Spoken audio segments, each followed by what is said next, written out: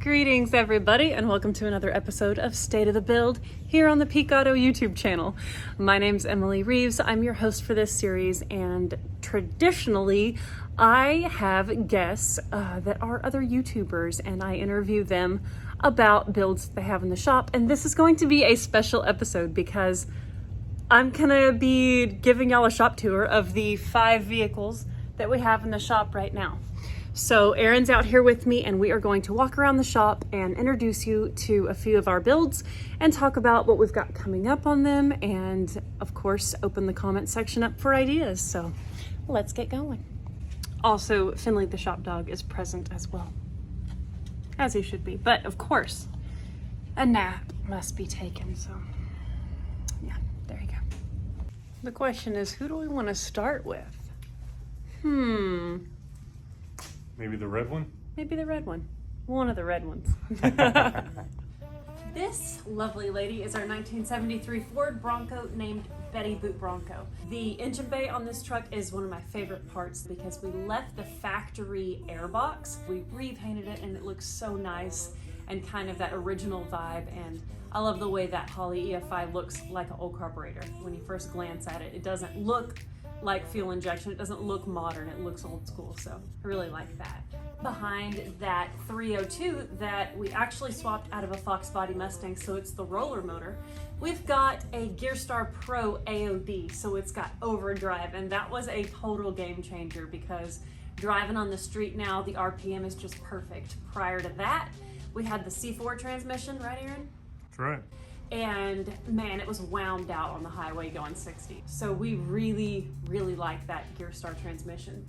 Out back, we've got a Ford 9-inch. The front diff is a Dana 44, which it's really great because those components are stuff that people swap into four-wheel drives, and this one came factory with those parts. So overall, she's really good, but at the same time, you know how projects are. We've got a lot of work still left to do. We want to do disc brakes on it and we want to do full suspension. So the suspension hasn't been touched probably since the 80s.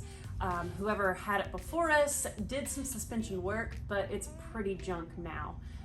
It rides really rough and we just want some nice components under there, maybe a 4-link system. We'll be doing all that work on Flying Sparks Garage on our YouTube channel. So if you're interested, you can just hop on over there and watch all that unfold. All right, well, let's jump over to another one of our vehicles.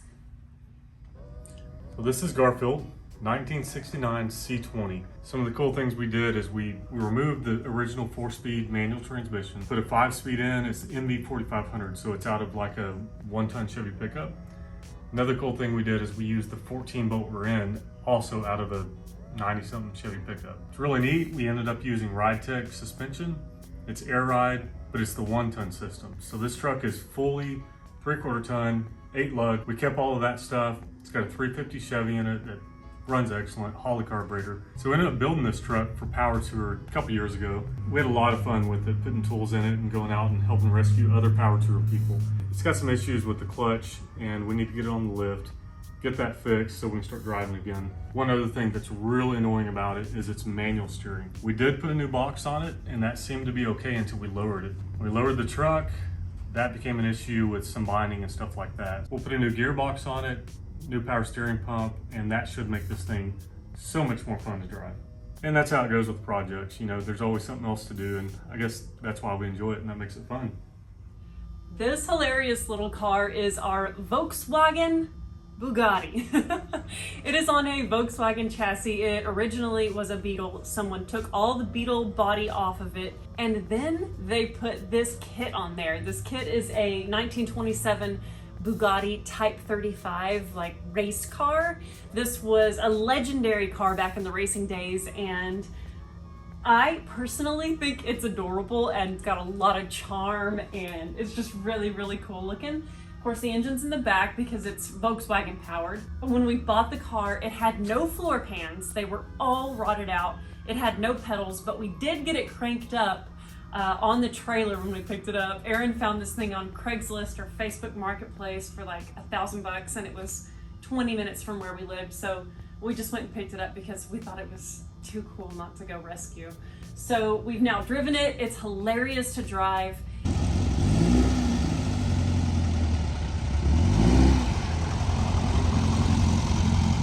It's very sketchy with no windshield. Originally, the build had a windshield right here, but it was rotted away, and maybe one day we'll go back with a windshield, but it is just a riot to drive. It's so much fun.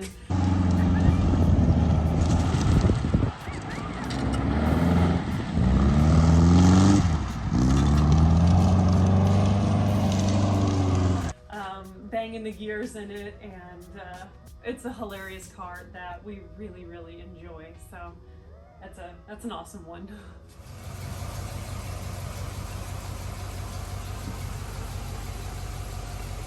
All right, I'm gonna crank Roxy up, move her back so that we can show you Zen, but first we'll probably show you Roxy.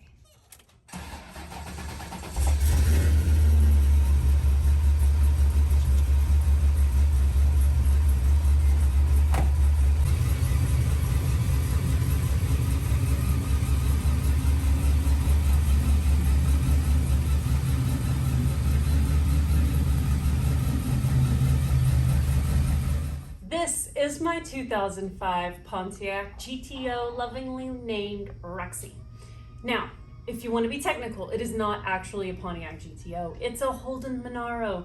They shipped these cars over from Australia when GM decided to give Pontiac one last push. And I guess technically it wasn't Pontiac's last push, but it was toward the end of Pontiac as a automaker. So over in Australia, this is called a Holden Monaro, and the Holden plant there shut down a couple years back, and it was so sad.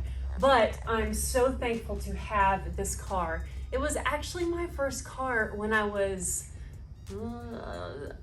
just turned 18. I was 17 when I found it, I think, and then 18 when we got it. And it is just such a special car to me. It's been 16 years now that we've had it. We got it in late 2005. It was November of 2005. So it's just such a special car, and it's gone through a whole lot of modifications and various engine combos. Currently where she sits is she has a 6.7 liter LS with a TVS 2300 supercharger, forged bottom end. A Magnuson supercharger was a game changer for this build. And I just am obsessed with Boost. I just am a changed person because of it.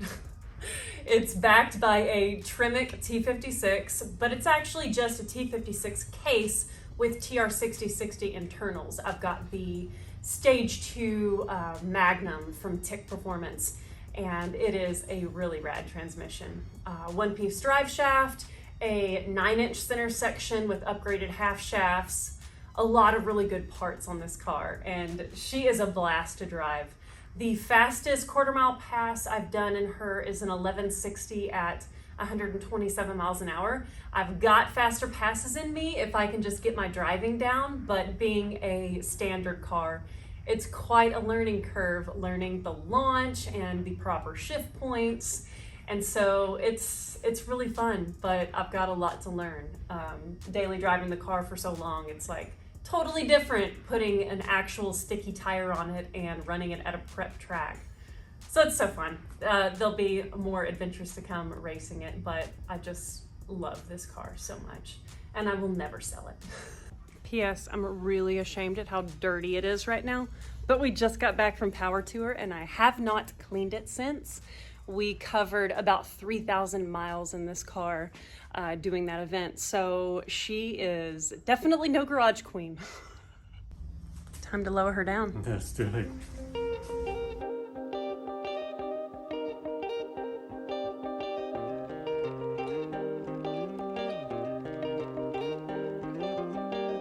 So it's hard to know where to start with this car. It's a 1978 Datsun 280Z. It was my first car. It was the car that Emily and I dated in. Drove it for a few years and then ultimately went into storage. And for our 10th wedding anniversary, we pulled it out and restored it. That's a 5.3 LS in it, stacked injection, looks really sweet, really fun, high revving, neat car. One of the things we did is we did 180-degree headers, so it sounds more like a flat plane crank that you would find in a Ferrari than it does a Corvette, so to speak. T56 transmission, very similar to Roxy. This one's a Stage 2, but it was built by an independent shop. It's got Porsche 911 axles in it because we learned really quickly This car building 370 horsepower to the tire, I was spitting axles out like crazy. It's been sitting for a while. The transmission was out of it. About 2 years it sat over there in the corner. But we just got the transmission back in it, got it running again. This, like many of our projects, has unfinished things on it. Like the engine bay, it's not pretty. It's not the way we want it. So we're excited to get it back going, drive it again, fix some of that stuff, and just overall enjoy the car again. I hope you guys enjoyed this shop tour elaboration on 5 of our builds. We don't do a lot of these. We've had requests on our channel to have like a shop tour or a build breakdown, but we've never done one. So I hope y'all enjoyed this episode. I look forward to reading the comments on it. This is definitely a different style for this series. Actually having another person with me. Usually I'm just texting videos back and forth with various folks, and it's been a really, really fun series to produce and host. If you enjoyed this episode, please let us know down in the comments section, and if you aren't subscribed yet, hit that subscribe button and your notifications will tell you when we upload a new video. Thank y'all so much for watching, and we will see y'all next time.